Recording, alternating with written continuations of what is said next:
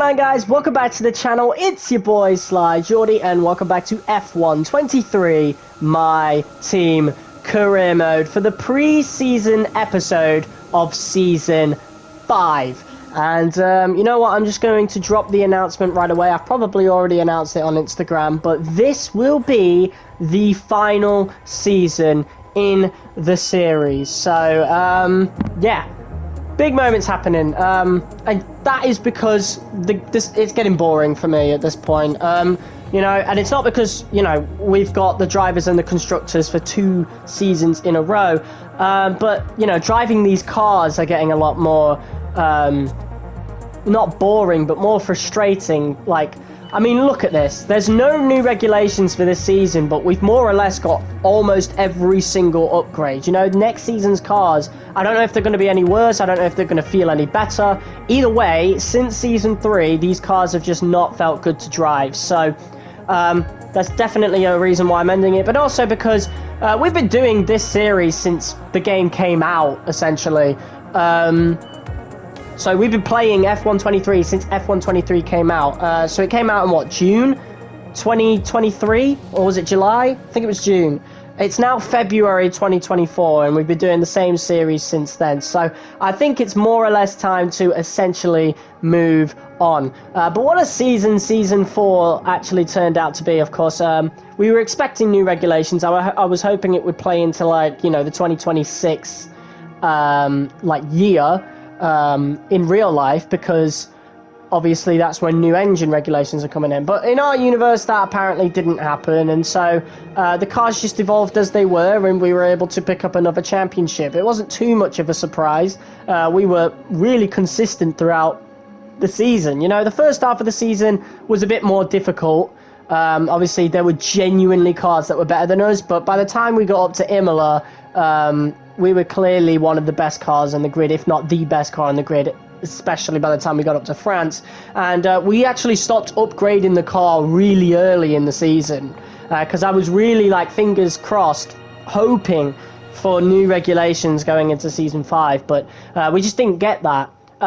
The constructors were a little bit more scary, as Lance Stroll was just not consistent at all. You know, a 10th place in Baku, a 13th in Miami, a 16th in Imola, an 18th in Britain, although we know the reason for that. He was just not consistent at all. He only picked up 3 podiums throughout the season.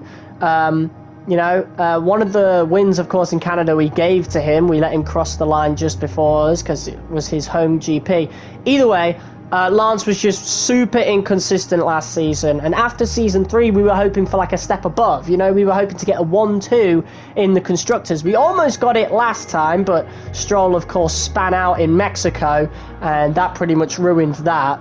And we were hoping he would continue that form because, I mean, look at his form in Season 3. It was really, really good. He was out-qualifying me, you know, quite regularly. But by the time we got up to Monza, he was, like, really, really inconsistent. And, yeah, whatever. And then Season 4, that inconsistency truly continued. You know, he just never got over losing the championship at Mexico, it seems.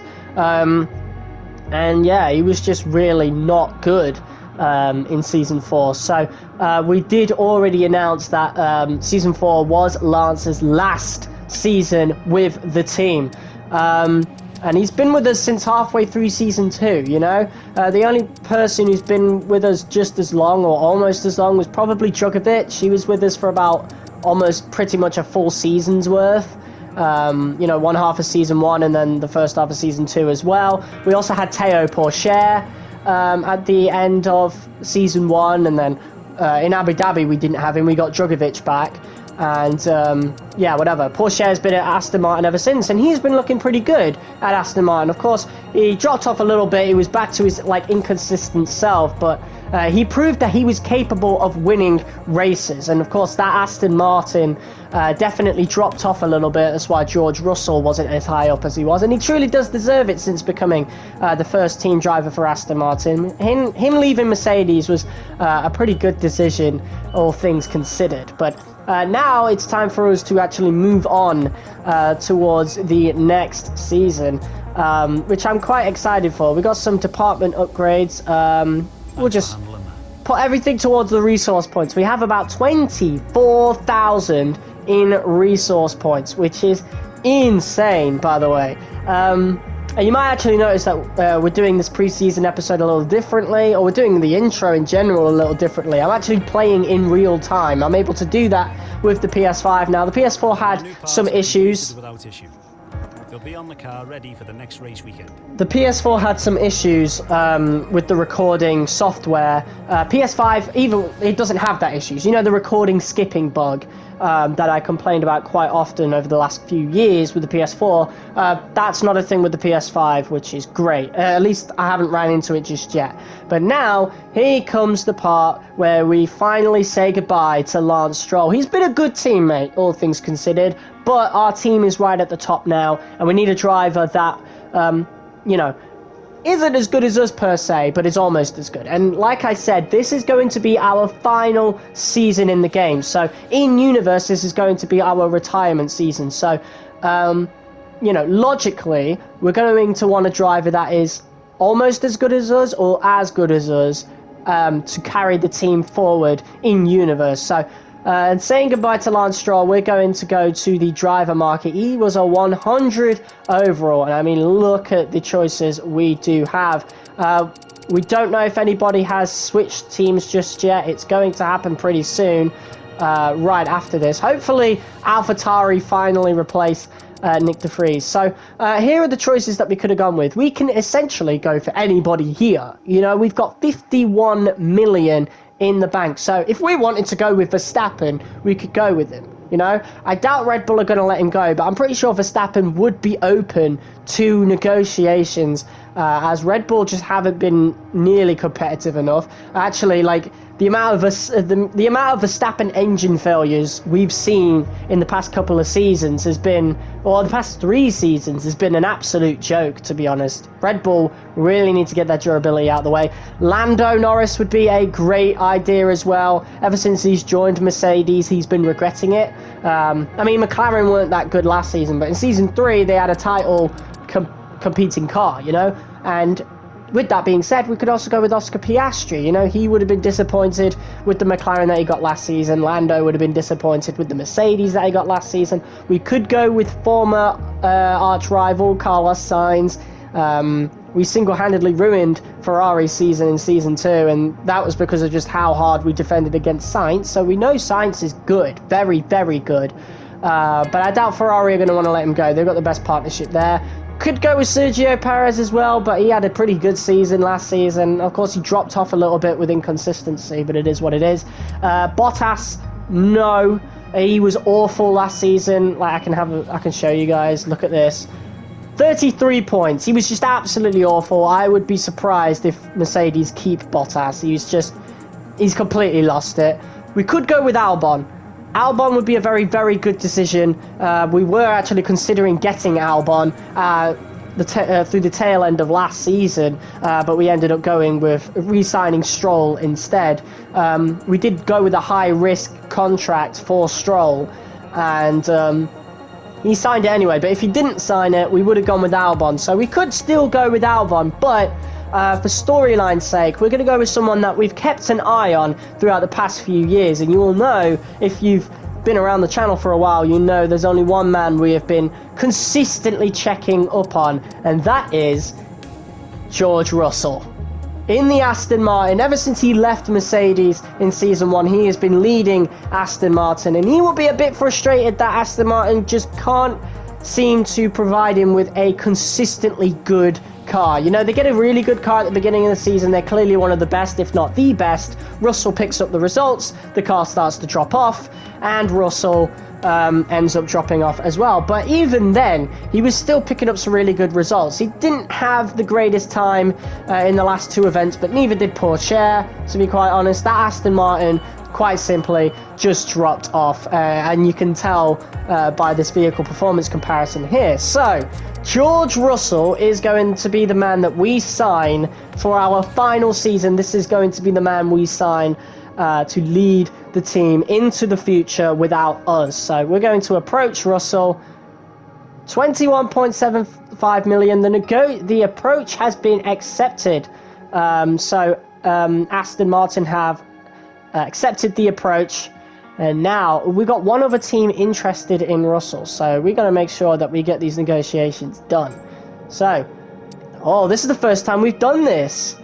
So Aston Martin are actually the one other team. So they've done the higher offer of 14.87 million. We're going to do a large bid. We can afford to do this. We've got a lot of money here. Will Aston Martin fight back? Yeah, so this is their star driver. They're going to really want to keep him. And there we go. We're just going to keep going for the large bids. We need to outbid Aston Martin here to take George Russell away from that team. And they just don't want to let him go. So we're going to go once again with another large bid. 16.12 million.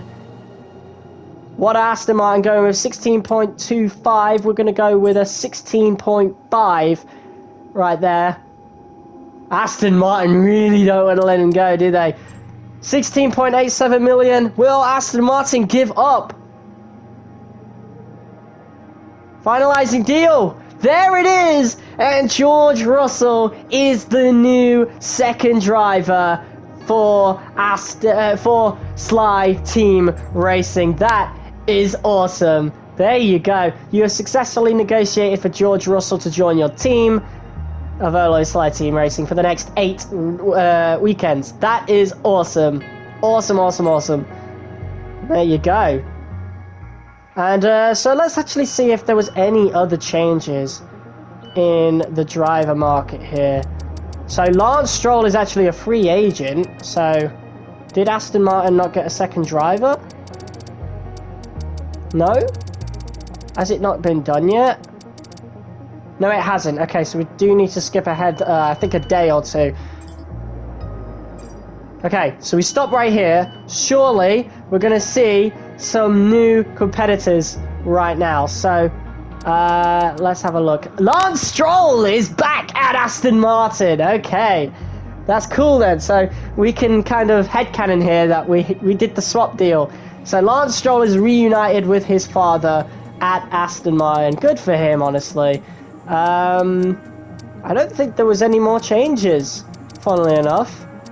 None of the free agents have changed anything, so yeah, I don't know if we'll go into next season and then we'll have new drivers. That'll be a little disappointing, but thanks for stepping in and helping handle that. Yeah, who knows, but we've got a really strong driver now.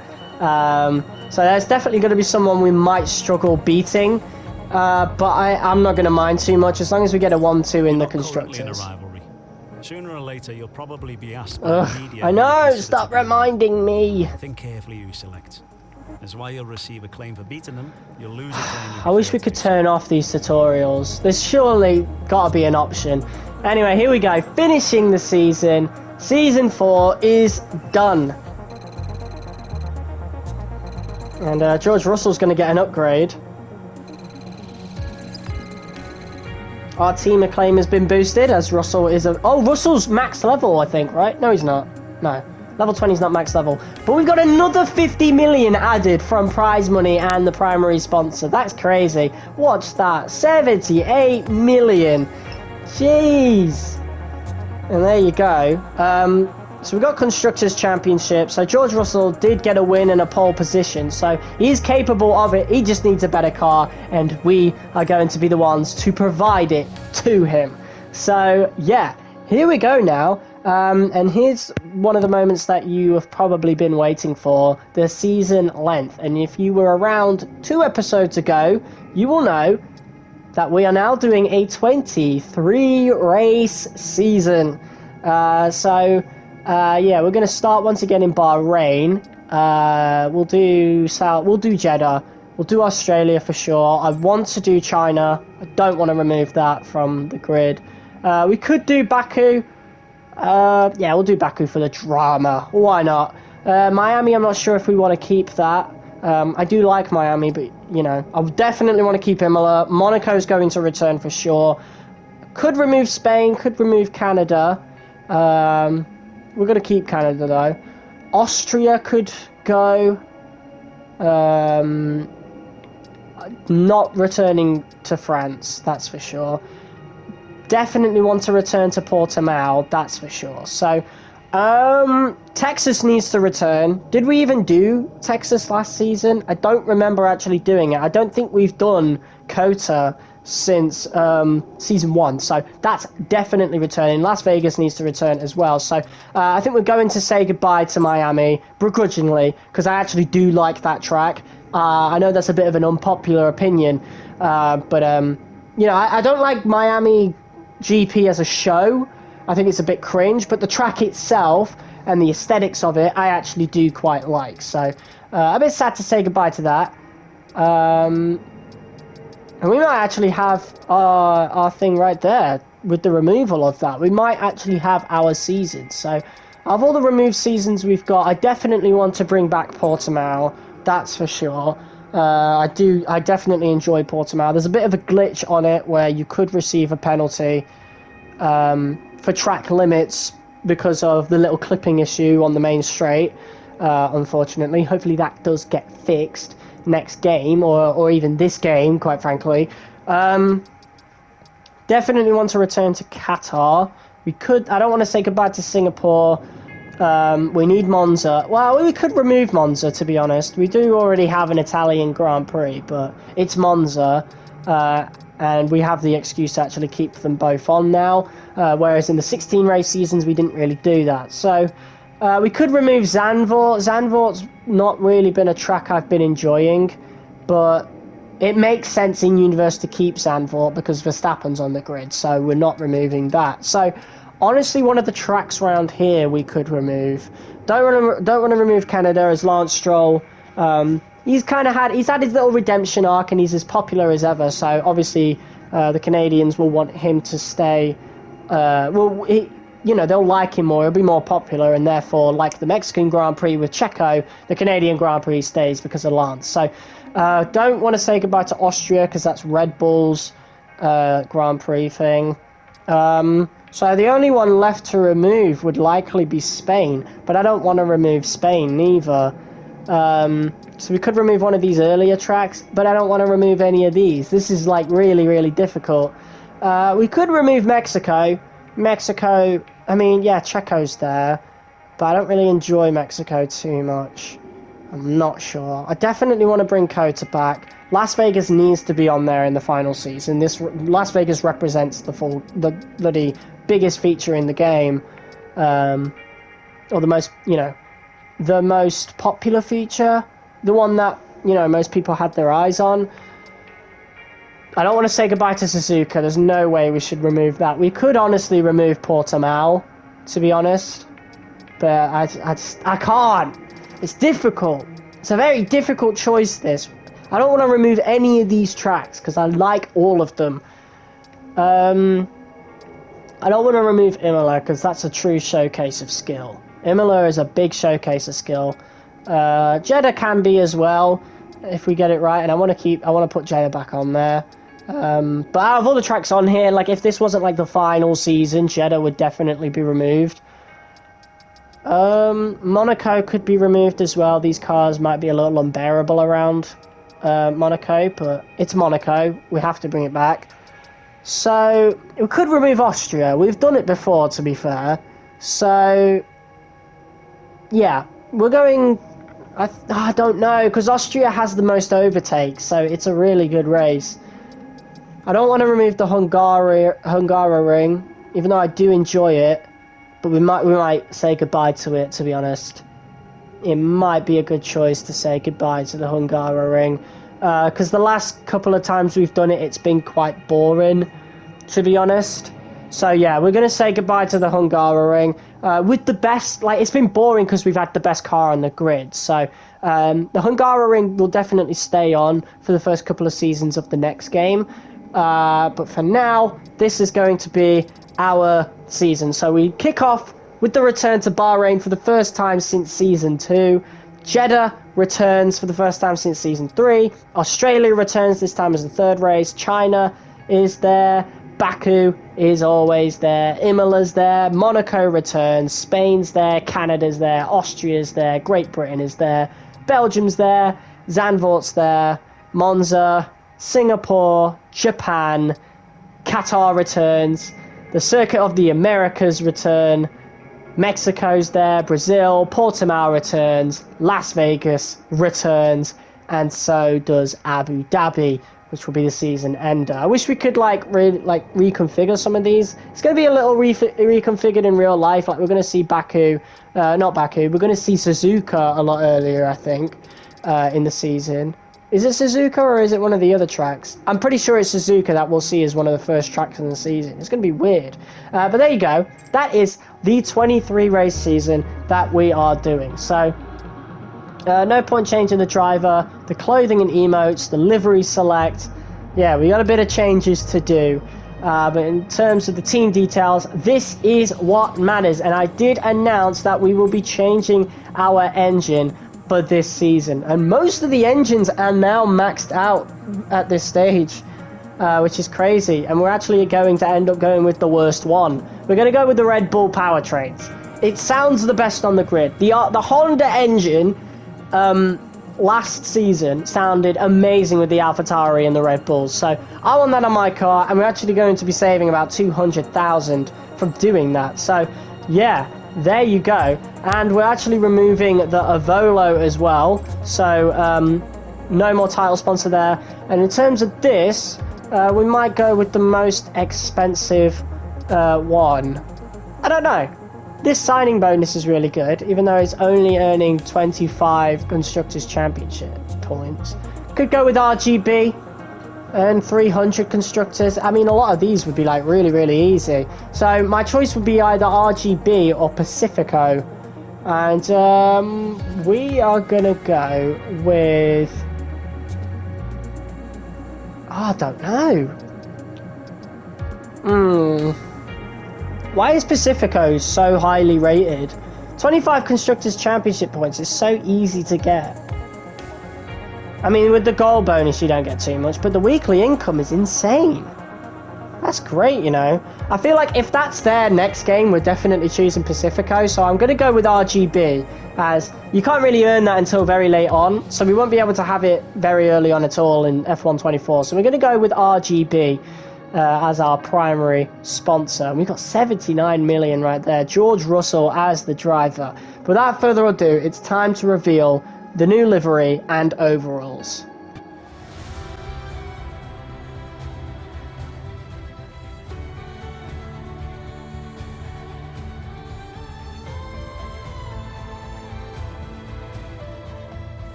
Right, guys, we are bringing out an old favorite. This time just a little bit different. So this is essentially the same livery from season 2, except this time, of course, we actually have flipped the satin purple and the matte black.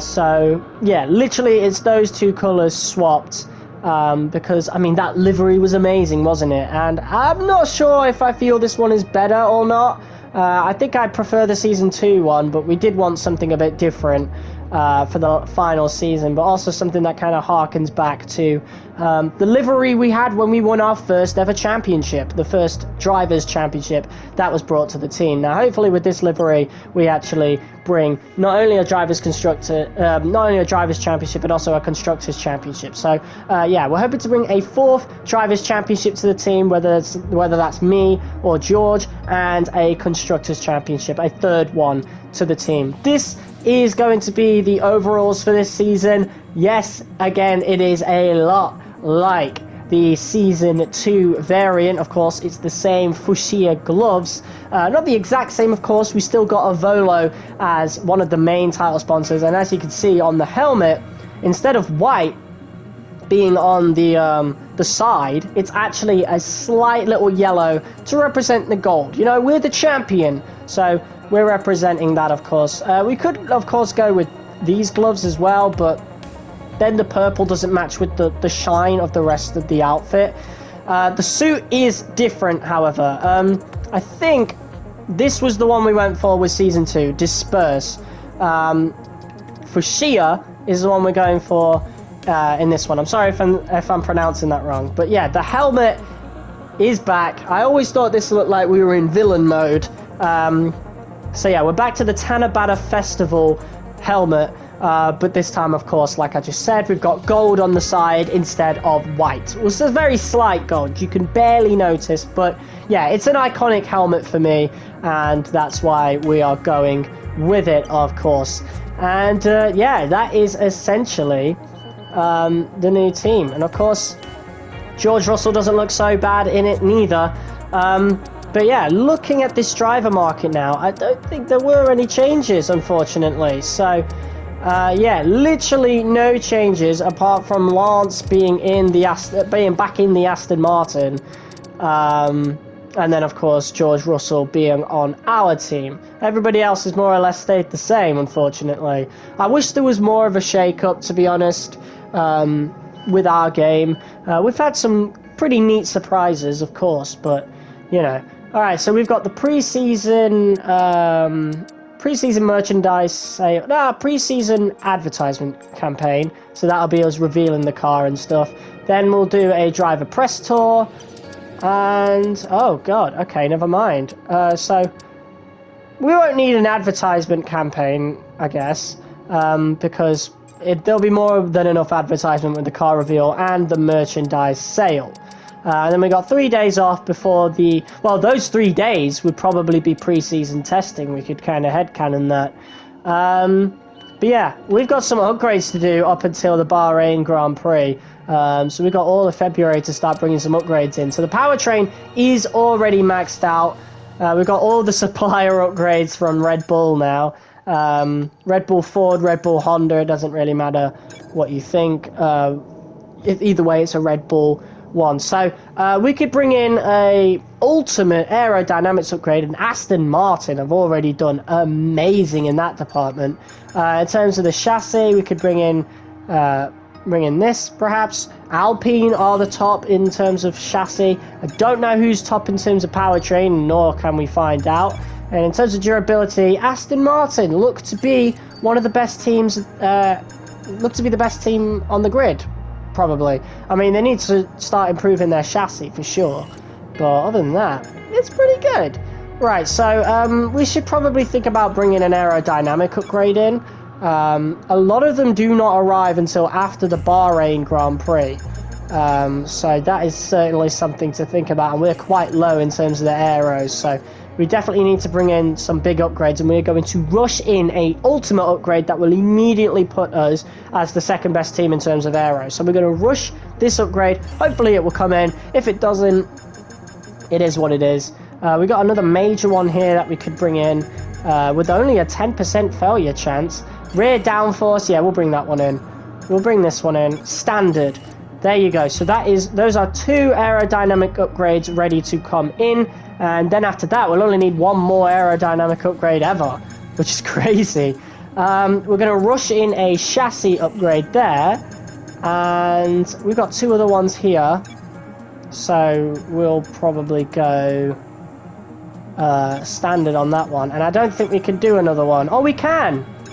We can now, because we've got amazing upgrades. So we could bring in all the chassis upgrades. We could probably bring in the final aerodynamic upgrade that we need as well. That's crazy. So we're going to... we won't rush this one. I feel like we'll definitely need them. So in terms of, like, Jeddah. But we've got some durability upgrades to bring in as well. Like, we're going to have a fuck ton of upgrades to bring in, guys. Look at all this. We're basically maxing out the car now, essentially. So, yeah. Let's bring in these durability upgrades. We've got all the R&D points that we need.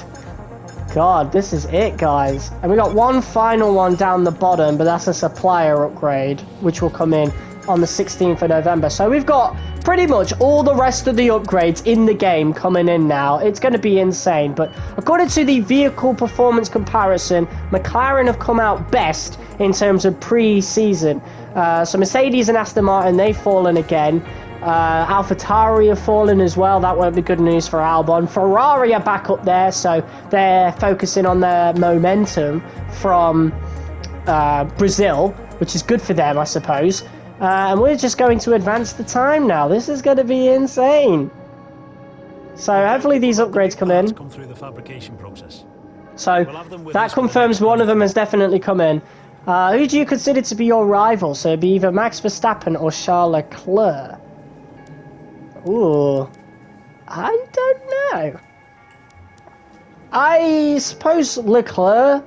Yeah, after his victory in Brazil, I'm pretty sure Ferrari and Leclerc will have some momentum going into this season.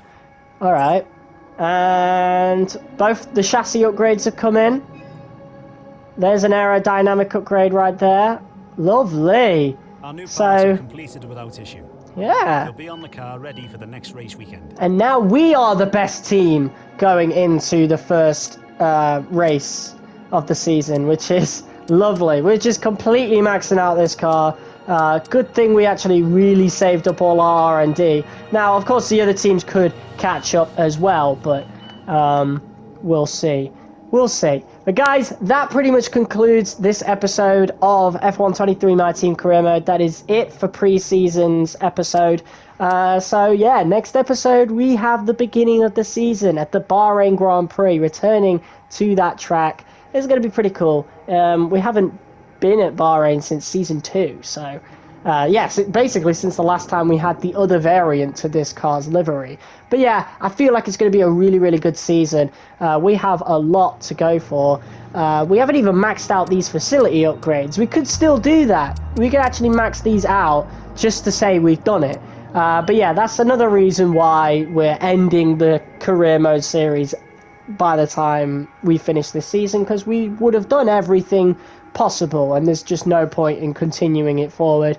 And I want to do other things. I'm getting a bit burnt out with this content. So yeah, this is the last season, the final season, and I'll see you guys very, very soon to get it underway. Till next time, peace.